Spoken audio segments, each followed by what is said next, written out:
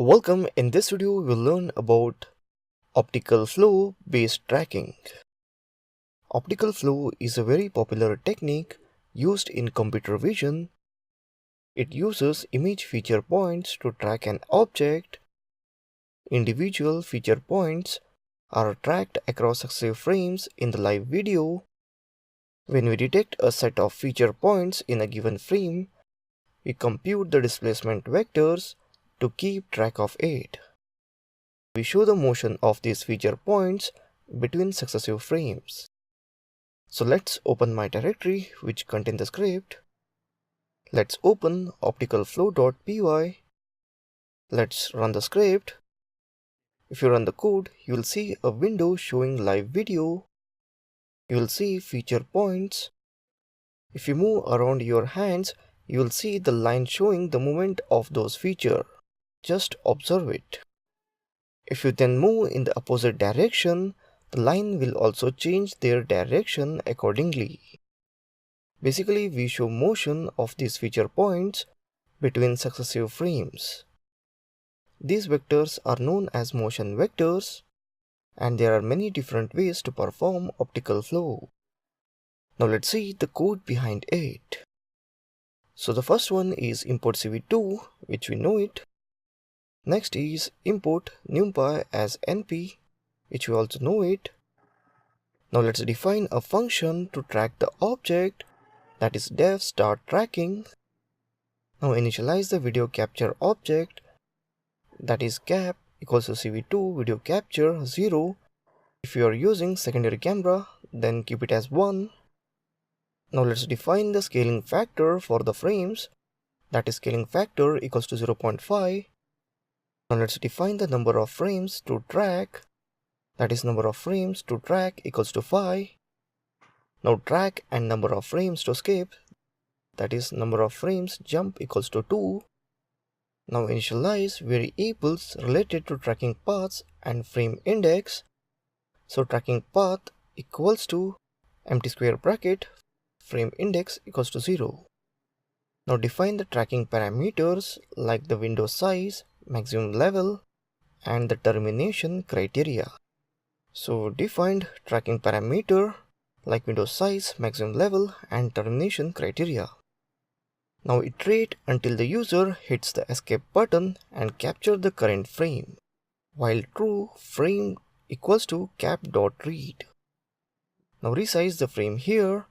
Frame equals to cv2.resize frame none fx equal to scaling factor. Now convert the frame from RGB to grayscale, which we always do, so that tracking becomes easy. That is frame gray equals to BGR to gray. Now create a copy of the frame. Output image equals to frame.copy. Now check if the length of tracking path is greater than 0. If length tracking path greater than 0, previous image, current image, we are just reassigning with the gray frames. Now organize the feature points.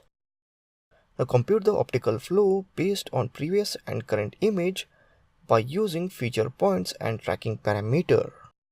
That is feature points equals to optical flow, previous image, current image, feature points, tracking parameters.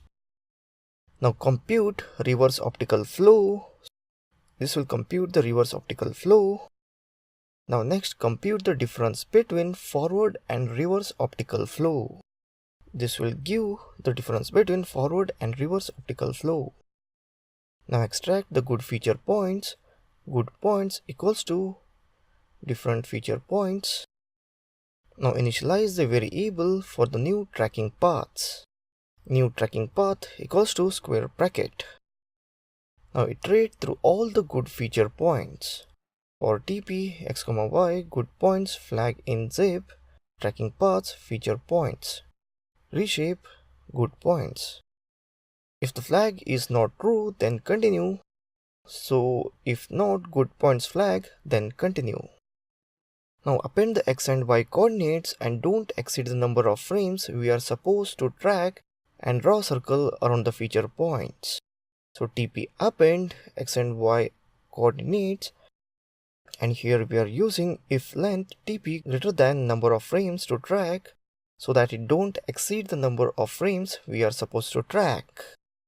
And here we are drawing a circle around the feature points to cv2.circle output.image. We are almost end to the code, just hold on a little bit. Now update the tracking paths and draw the lines using the new tracking paths to show the movement.